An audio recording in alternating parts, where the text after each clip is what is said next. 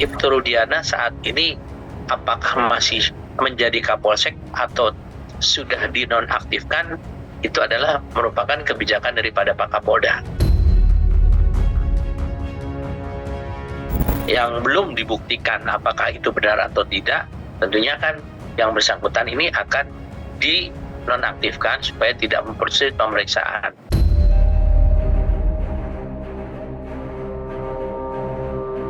Jangan gara-gara nilai si titik rusak susu sebelanga. Jangan gara-gara kesalahan oknum tertentu, institusi Polri itu menjadi bulan-bulanan.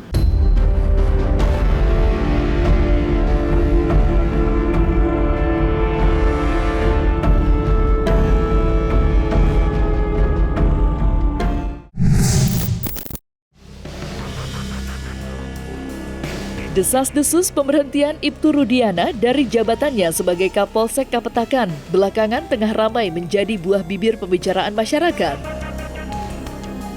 Ya, kabar pemberhentian Ibtu Rudiana sendiri mulanya dicetuskan oleh Komjen Ito Sumardi selaku mantan Kabareskrim Polri tahun 2009 hingga 2011 yang kini masih aktif bersinggungan dengan internal polisi. Sayangnya, hingga sampai saat ini kabar itu belum bisa dipastikan kebenarannya. Tak tanggung-tanggung, kabar tersebut bahkan mendapatkan bantahan cukup keras dari Pitra Romadoni selaku kuasa hukum Ibtu Rudiana yang lantas menunjukkan rilis resmi Humas Polda Jawa Barat terkait maraknya isu miring itu. Sontak saja, rilis resmi Polda Jawa Barat dan reaksi Pitra semakin membuat masyarakat bertanya-tanya. Lantas, seperti apa status Ibtu Rudiana di Badan Kepolisian saat ini? Serta bagaimanakah pula klarifikasi Ito Sumardi terkait ucapannya yang memancing perdebatan itu? Ibtu Rudiana saat ini apakah masih menjadi Kapolsek atau sudah dinonaktifkan, itu adalah merupakan kebijakan daripada Pak Kapolda. Aturan daripada apakah orang itu tetap menjabat atau tidak, itu adalah hak daripada atasannya, dalam hal ini adalah Kapolda Jawa Barat. Tentu dengan pertimbangan tertentu, apakah memang yang bersangkutan itu dalam proses pemeriksaan ini mengganggu atau tidak. Kita mesti ingat bahwa kasus ini kan sudah 8 tahun ya. Sudah 8 tahun dan kemungkinan sekarang kan ini kan sudah ada lagi laporan yang ditujukan kepada Rudiana dan Rudiana pun juga melaporkan balik. Ini tentunya pimpinan daripada kepolisian Polda akan melihat apakah dengan adanya proses kasus ini juga menyita atau memerlukan waktu yang khusus bagi Ibtu Rudiana sehingga dia harus sementara ini dinonaktifkan ya. Dinonaktifkan. Nah, untuk kemudian kalau nanti sudah selesai dikembalikan kepada jabatan semula ya, itu tentunya merupakan kebijakan internal di kepolisian. Itu kan dari lawan aja nih. Musuh-musuh yang tidak suka dengan Ibtu Rudiana dan mereka ingin menggunakan bukti hoak ini kepada Mahkamah Agung agar PK mereka dapat mempengaruhi gitu loh. Nah ini yang kita khawatirkan agar itu tidak terjadi. Kita nggak tahu apakah ini dari para terpidana ataupun penggemar-penggemar mereka yang menggiring opini ini gitu. Saya juga kebetulan udah telepon yang bersangkutan ya, jadi mungkin saya juga terlalu mengacu kepada peraturan yang biasanya diberlakukan, tapi tentunya kebijakan kembali adalah kepada pimpinan wilayahnya, ya, yaitu Pak Kapolda yang akan menyampaikan pertimbangan apakah yang bersangkutan perlu dinonaktifkan sementara atau tidak. Tapi aturannya ya, biasanya itu kalau seseorang mendasarkan kepada kasus-kasus yang ditangani menyangkut anggota Polri sebelumnya ya, Pak Sambo, Pak Teddy Minahasa dan lain sebagainya, di mana pada anggota tersebut biasanya dinonaktifkan agar tidak mengganggu pemeriksaan karena dia kan harus dibebankan kepada jabatannya saat ini. Ya, namun ini kan bisa saja dari pimpinan mengatakan demikian dapat dilakukan. Nah, ini tergantung daripada pimpinan daerah, yaitu Pak Kapolda. Dengan adanya rilis yang dikeluarkan oleh Polda Jawa Barat itu terkait dengan berita-berita hoax terhadap beliau itu sudah membantah dan menjawab tuduhan-tuduhan selama ini kepada beliau. Bahwasanya tidak benar beliau ini dicopot dan beliau ya sebagaimana sebagai seorang Kapolsek menjalani aktivitasnya sehari-hari. Gitu. Harus diakui ya, Rudiana itu mengakui bahwa dengan framing ya, dengan framing opini yang dibuat yang sangat memojokkan yang bersangkutan itu, yang bersangkutan dengan keluarganya saat ini seolah-olah mendapatkan bully dari masyarakat. Ini menurut saya tidak adil ya. Itu kan dia orang tua daripada yang meninggal. Kemudian sekarang dia dikatakan merekayasa. Saya juga bertanya-tanya nih ya Mbak, itu yang namanya mengaku ahli lalu lintas, ahli forensik, emang ahlinya dari mana gitu? Orang itu pernah nggak di lalu lintas dinas? Terlepas dari statusnya di badan kepolisian yang masih abu-abu hingga sampai saat ini, nama Ibtu Rudiana belakangan memang mengundang perhatian publik. Terlebih baru-baru ini, Ibtu Rudiana sudah mulai berani menunjukkan batang hidungnya di depan masyarakat. Contohnya, lewat potongan video yang dibagikan pihak kuasa hukum maupun aksi mengejutkan Ibtu Rudiana yang mengkonfrontir Hotman di Cirebon.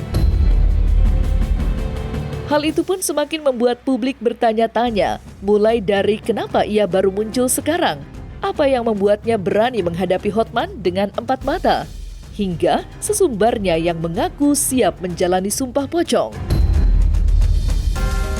Lantas, benarkah kemunculan Ibtu Rudiana ke publik beberapa waktu yang lalu merupakan pelanggaran kode etik kepolisian?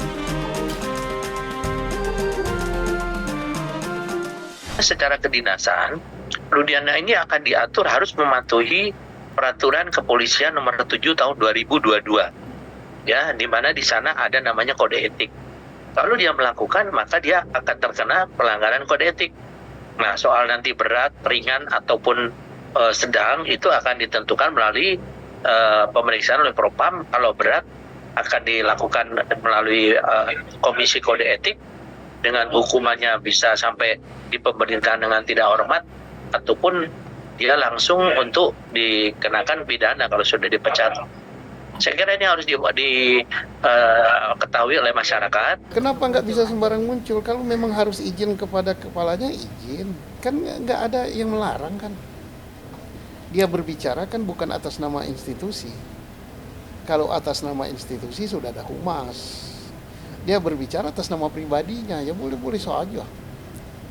Saya misalnya masih aktif polisi, saya berbicara atas nama pribadi saya bahwa keluarga saya begini-begini, istri saya 1, saya dituduh punya istri 9. Tidak, kan boleh saya ngomong. Masyarakat tahu nggak si Rudiana tuh saat ini statusnya sebagai apa? Sebagai anggota Polri, ya. Setiap anggota Polri dia harus mematuhi aturan yang berlaku di kepolisian. Jadi kalau ada seorang petinggi Polri mengatakan tidak ada, saya kira Bapak itu mungkin kurang belajar tentang bagaimana aturan. Iya, inilah justru makanya saya sayangkan ya. Rudiana awalnya muncul sedikit, hilang lama. Tiba-tiba kemarin udah muncul nih. Alhamdulillah saya pikir kan. Nah, saya adalah orang yang menduga bisa jadi dia pelakunya atau dia tahu pelakunya. Nah, saya habis kemarin udah bersyukur, wah Pak Rudiana sudah muncul, alhamdulillah. Ya, tapi saya minta kepada Pak Rudiana kalau memang dia ayah korban, ya tunjukkanlah sikap ya dan tingkah laku seperti ya ayah korban. Tiba-tiba sekarang muncul hilang lagi. Rudiana ini hanya seorang itu anggota Polri aktif yang punya atasan. Apa yang disampaikan oleh dia dalam kasus sipil ini kan kasus bukan kasus di dalam internal, eksternal. Dia harus mendapatkan izin dari pimpinannya. Kalau tidak dia akan kena sanksi ya. Karena bagaimanapun juga Rudiana ini adalah sebagai objek daripada permasalahan ini. Kalau dia bicara di lapangan, kemudian ada saling argumentasi atau opini, maka yang terjadi adalah pengadilan jalanan, pengadilan media. Jadi nggak mungkin dong, kecuali kalau Rudiana sipil boleh-boleh saja. Tapi kalau dengan pengacaranya, ya silakan saja. Itu kan hak pengacara. Tapi kalau Rudiana sendiri pribadi, dia tidak boleh. Kamu tahu nggak? Anda tahu nggak bahwa dia polisi aktif dan tidak boleh? Di setiap instansi kepolisian itu ada namanya humas. Dia tidak boleh melanggar SOP dari kepolisian.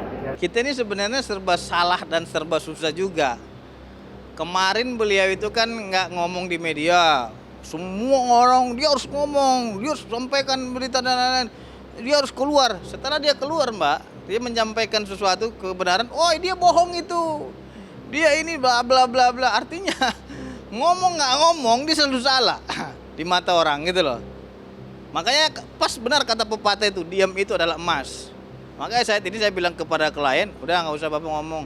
Kemarin Bapak nggak diam salah, bicara juga salah seperti itu kan. Nah, sampai digoreng-goreng pocong-pocongan dan lain-lain, dituduh anak Bapak masih hidup.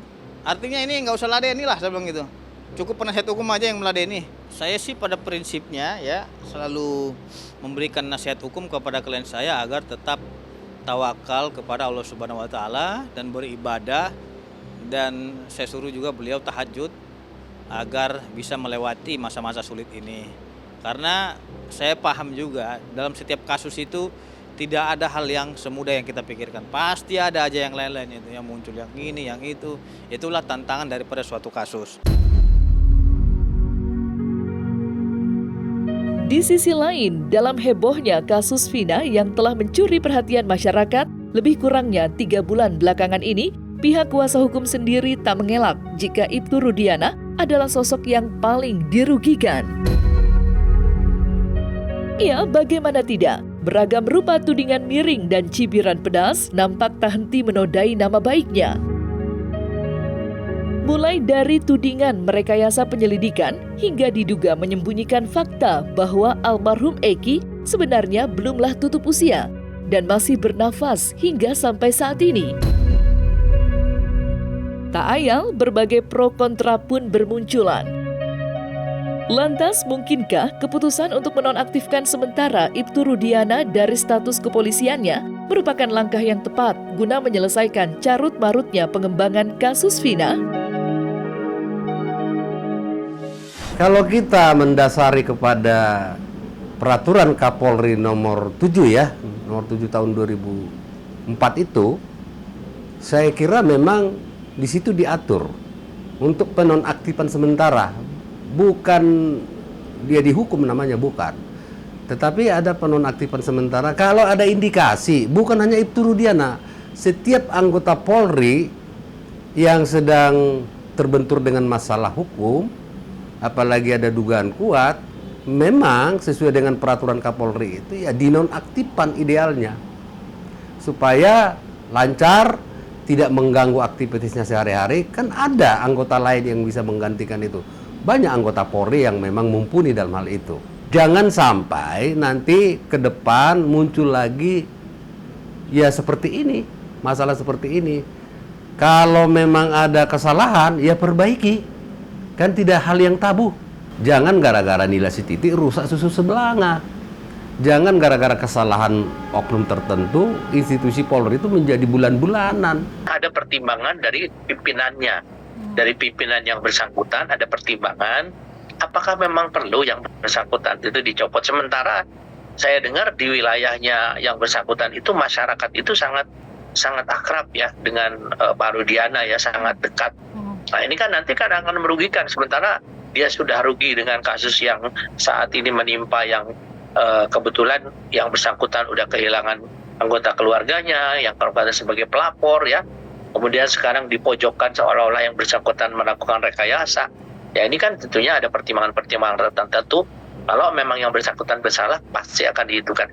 Pandangan saya memang idealnya harus dinonaktifkan supaya tidak menghambat proses.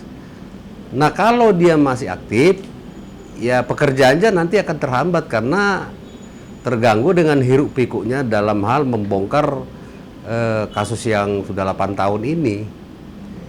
Itu lebih ideal menurut saya. Dan juga harus ada kepastian, jangan sampai ini semua hanya stigma negatif yang merugikan Ibtu Rudiana juga. Kalau memang tidak benar, katakan tidak benar. Kalau benar, katakan benar. Karena masyarakat Indonesia juga pengen tahu, terutama masyarakat hukum. Pengen tahu seperti apa sih perkembangannya. Saya mendengar di media itu Kapolri sudah tegas mengatakan bahwa ini akan dituntaskan dalam waktu yang cepat. Jadi semoga saja, kita berdoa saja supaya pengungkapan ini jangan sampai bias, terus tidak terganggu dengan kegiatan rutinitas Polri. Kan masih banyak yang harus dikerjain, bukan hanya perkaranya Eki dan Vina itu. Saya berharap masyarakat berpikir secara logis, pakai logika. Rudiana ini anaknya meninggal, tentu dia ingin mendapatkan keadilan. Pertama, dia mendapatkan laporan bahwa anaknya itu meninggal karena kecelakaan lalu lintas. Kemudian dengan keyakinannya dia dan pengalamannya dia sebagai anggota reserse, dia melakukan penyelidikan sendiri, ya. Nah, ternyata beliau mendapatkan bahwa ada dugaan bukan meninggal karena kecelakaan lalu lintas, sehingga diserahkanlah melakukan upaya mencari sendiri, ya, karena kan saya tentunya di sini anggota polisi itu sangat terbatas, ya, terutama di reserse. Kemudian diserahkan ke reserse. Setelah 3 hari diangkat, ditarik ke Polda. Pertanyaan saya, apakah mungkin seorang Rudiana ini membuat skenario kasus tersebut sehingga mempengaruhi penyidik, ya? Kemudian yang kedua, apakah mungkin penyidik ini bisa mengatur jaksa penuntut umum untuk menerima kasus ini? Yang ketiga, apakah mungkin jaksa penuntut umum bisa mempengaruhi hakim sehingga bisa menjatuhkan hukuman maksimal? Ya, yang terakhir, apakah mungkin itu namanya kecelakaan lalu lintas kemudian berubah menjadi tanpa ada bukti-bukti pendukung yang kuat, terutama hasil autopsi?